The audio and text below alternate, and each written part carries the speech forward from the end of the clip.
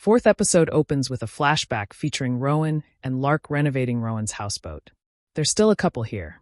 However, their picture-perfect life shatters when Lark reveals the Keplinger Institute in New York offered him a job. Rowan can't believe he would apply for an out-of-state job without telling her. She reminds him they have residency the following year. Lark admits he's not a surgeon like her. Rowan shuts down, refusing to entertain the conversation further. Later, in the present, Moira wakes up Rowan after Cyprian inadvertently knocks her unconscious. Moira demands that Rowan remedy the Jojo and Daphne situation. They're still stuck in a thrall in the house. Rowan attempts to pull them out. We see Jojo and Daphne for a split second before vanishing again. The effort exhausts Rowan, but Moira urges her to keep going. Unfortunately, much of Rowan's abilities are dependent on Lasher's proximity. Rowan calls Lark back after realizing she barraged him with texts the night before. When he asks if she's okay, Rowan claims she had too much to drink. She agrees to meet him in his hotel room for breakfast. Before she departs, Rowan asks Moira to call Sip and persuade the Talamasca to bring Lasher home. He doesn't even have to get out of the car. Simply having him parked in the street would help Rowan free Jojo and Daphne from the thrall. Meanwhile, Sip checks the records for proof that Lasher is locked in a cell in the Talamasca headquarters. However, Lasher wasn't signed in. Sip scans the various cells housing the Talamasca's supernatural prisoners. He finds no trace of Lasher. Then, Sip asks Mabel if Albrecht returned with Lasher. Mabel notes there's evidence of Lasher's capture outside the First Street house, but after that, radio silence. Sip sees an incoming call from Moira on his phone, but ignores her. He takes a team to track Albrecht's vehicle, discovering it underneath a bridge. Naturally, it's empty. Sip orders his crew to search the area and collect anything deemed relevant. He removes his gloves and touches the dashboard, steering wheel, and various other places in the car. Unfortunately, he doesn't see anything. Elsewhere, Rowan visits Lark for breakfast. Rowan plays up the hangover excuse. Lark teases that the real reason she hasn't invited him over to her home is because she still decorates like she's in college. Next, Moira writes a note for Daphne and holds it up, hoping the latter sees it. Ryan calls Moira and invites her to his home for a family meeting. They'll all discuss deposing Rowan as head of the family and promoting a new designee. Suddenly, one of the lights explodes. The house starts acting up and seemingly taking on a life of its own. Meanwhile, Cortland tries to break free from the room in which Rowan locked him. Millie materializes. It's a brother-sister reunion. Millie pisses off Cortland, and he lobs something at her. It strikes the ceiling, sending debris crashing onto a table.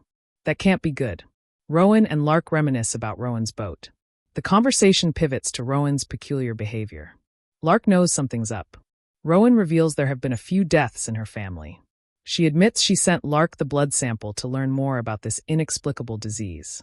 Lark asks if the blood is from someone in her family. Rowan reminds him she can't discuss anything about her patient. Lark gets irritated and accuses Rowan of shutting him out. Moira phones Rowan to share that the house is literally falling apart. Rowan leaves, reassuring Lark that they can meet in New York someday to finish this conversation. Lark calls out to Rowan as she scurries off. Rowan barrels into the house to find debris from the ceiling on the dining room table.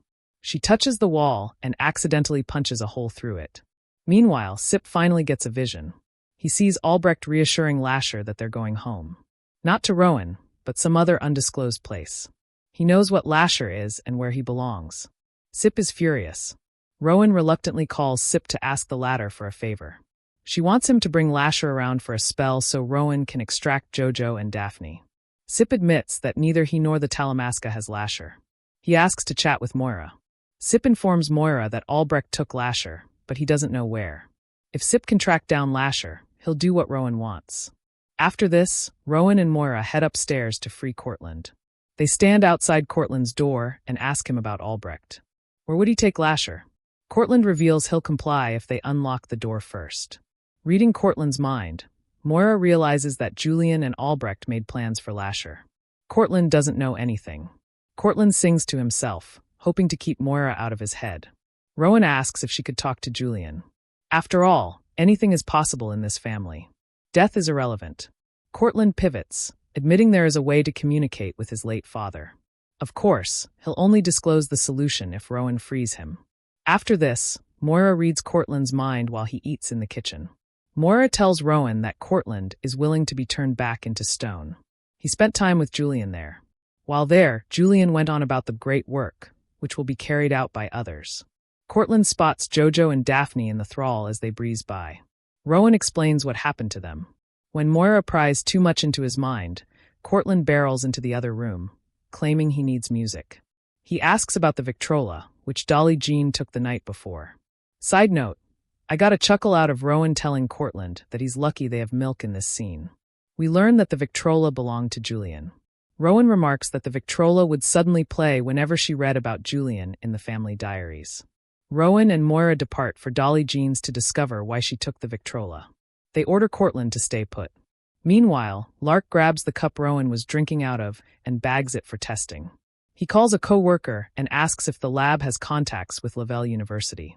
Sip sneaks into Albrecht's office to snoop. He removes his glove and feels around the space. He pulls out a wine bottle with a post-it note labeled Sip. Sip sees a vision of Albrecht congratulating him on a job well done. Albrecht encourages Sip to relax. He sung Sip's praises to the elders. Sip leaves a voicemail for Moira, urging her to call him back. Before leaving Albrecht's office, Sip finds a piece of paper in the fireplace, saying, Taltos. Taltos is the third book in the Lives of the Mayfair Witches series. Suddenly, a group of Talamasca agents from Amsterdam, spearheaded by Paulina Vilkoff, arrive. Paulina reveals she was sent from the mother house to escort Lasher to his confinement. Paulina asks Sip about what he found in the fireplace. Sip conceals the Taltos paper scrap from her. She begins questioning his knowledge of Albrecht's plans to kidnap Lasher. Sip admits ignorance. He doesn't know what Albrecht plans to do with Lasher. Paulina reveals she'll save the interrogation to Amsterdam. Sip defends himself, asserting his innocence. One of the agents slaps a silver band around Sip's wrist. Paulina recommends he pack a bag. Later, Rowan and Moira knock on Dolly Jean's door. Moira tells Rowan about Ryan's family meeting that night to give Rowan the boot. When Dolly Jean doesn't answer, they peer through the window to see her dancing to the Victrola. It's as if she's in a trance. Rowan and Moira sneak into Dolly Jean's house through the back way. Moira's about to stop the music on the Victrola when Evelyn barges into the living room with a cup of tea. Moira admits she and Rowan were trying to help Dolly Jean. Rowan learns that Dolly Jean is in the Victrola with Julian. That's where he lives. Evelyn adds that Julian bound himself to the Victrola before his death, so that his, Evelyn and Dolly Jean's passion could continue indefinitely. The sisters take turns. Fun. Evelyn spies the hourglass on the table, realizing she must pull Dolly Jean out of there. Evelyn performs a spell to free her sister. During said spell, we see Evelyn temporarily age significantly. As it turns out, she's the older sister. After Dolly Jean returns to the land of the living, Evelyn explains that you can't leave the dead alone. You need a rope. That's where Evelyn comes in. Meanwhile, Lark runs tests on Rowan's cup while Cortland and Millie continue their conversation. Cortland begs Millie to reach out to Jojo to reassure the latter that he'll fix the situation. Then, Dolly Jean and Evelyn give Rowan and Moira context regarding their bond with Julian. Carlotta took an axe to their love story. Dolly Jean admits she took the Victrola because she has questions for Julian, specifically about his plans for Lasher. Julian isn't thrilled about Albrecht betraying them, though. Rowan wants to speak to Julian herself. She believes he knows more than he told Dolly Jean. Moira touches the Victrola. She looks possessed as she recites a terrifying string of words in someone else's voice. The slaughter of innocents. We will drink the draught of the favorite children of God. Taltos. She repeats Taltos 3 times before Rowan pulls her away from the Victrola. Dolly Jean reveals that Moira was mind-reading. Julian's mind, perhaps? Moira seizes on the ground. Rowan urges Dolly Jean to call 911. Later, Paulina and the Talamasca agents drive Sip to the mother house in Amsterdam.